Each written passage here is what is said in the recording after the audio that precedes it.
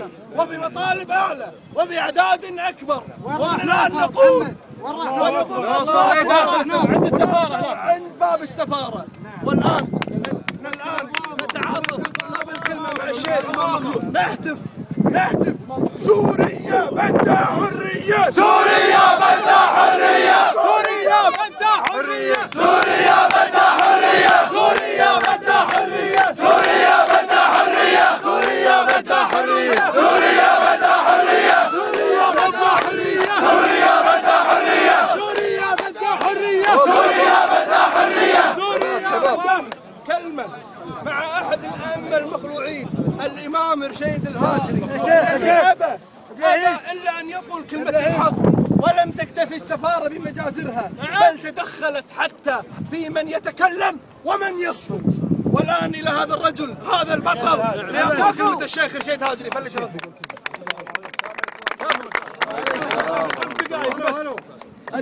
بدون مجاملات وبدون مقدمات. الآن العالم كله أمام سوريا وليبيا فسطاطين ما لهم ثاني. فسطاط قامت به الكفار اليهود والنصارى لنصرة الحق، وفسطاط تصبغ به المنافقون ومن يدعي الإسلام للمؤسسات الدينية اللي الآن تقود الأمة الإسلامية وهي مؤسسات مزورة. الشيخ بن باز رحمه الله في سنة 83 لما ضربت حماه أفتى فتوى معروفة مشهورة ولكن طمست، بس نزلتها في تويتر أمس وهي بس تلبسين علم سوريا، علم سوريا. شكرا للكويت. افتى من دقيقة افتى فتوى الشيخ ايام قوة النظام السوري.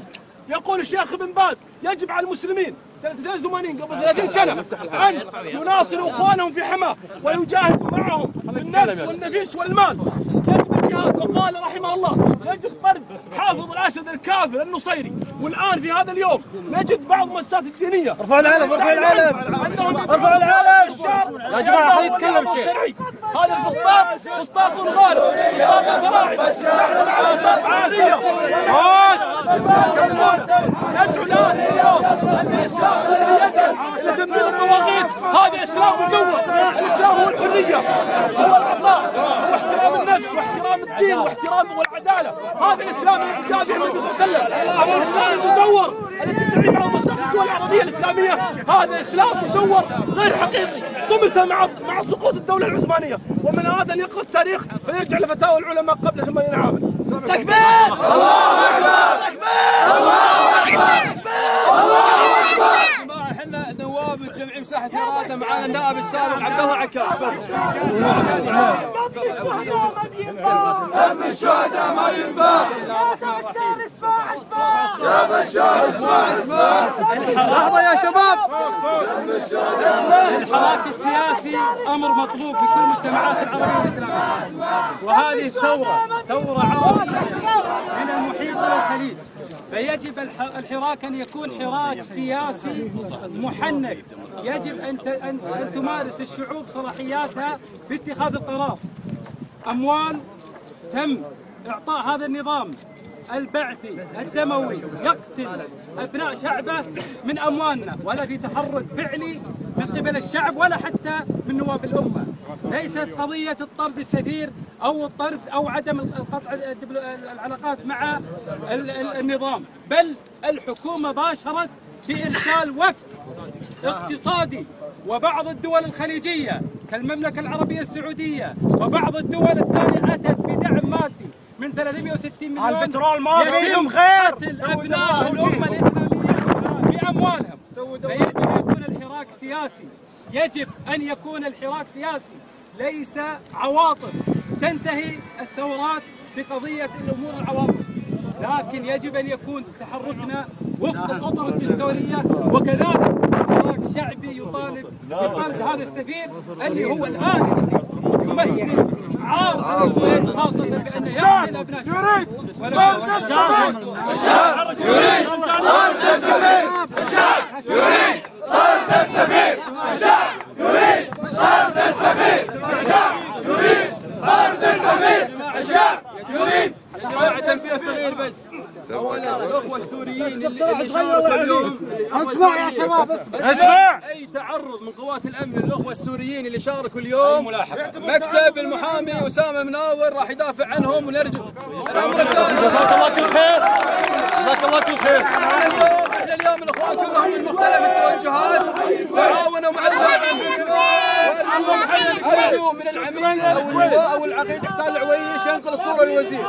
المتظاهرين اليوم كانوا متعاونين، لكن هناك أسبوع كامل إذا لم تتخذ إجراءات ضد هذا السفير الشبيحي لا تعذرون الشعب الكويتي. الأسبوع الجاي ما نتعاون. الأسبوع الجاي المظاهرة القادمة تسمعون الحين مبنى السفارة ووفق القانون الكويتي. الله أكبر. الله أكبر. الله أكبر. التنبيه الأخير يا أخوان، احنا مواجهتنا مع النظام السوري، المواجهة الحقيقية مع أعضاء السفارة في مشرف. نرجو من النواب، من المنظمات، من التيارات عدم تنظيم أي تجمع أو تظاهرة في غير هذا المكان. ساحة الإرادة بعيدة عن مبنى السفارة، احنا نريد مسامع السفير.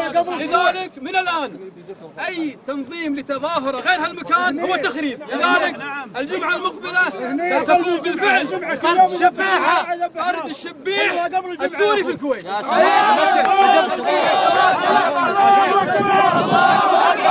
اخوان يا اخوان في راي لو سمحت في راي بس اسمع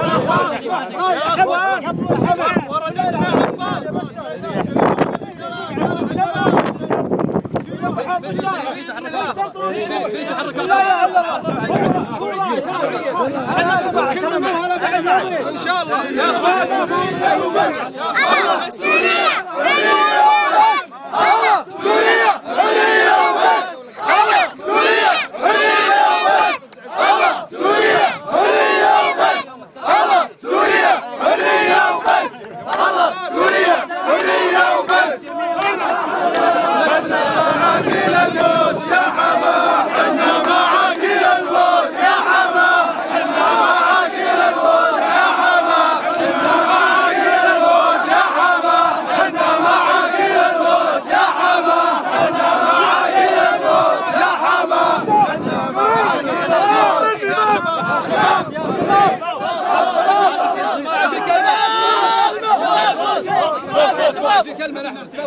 في واحد من الشباب السوريين خذوه ودوه لمخفر الصالحيه. متى؟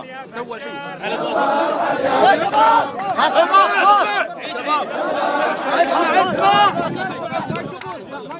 شباب في احد الشباب السوريين خذوه. خلاص ما يلا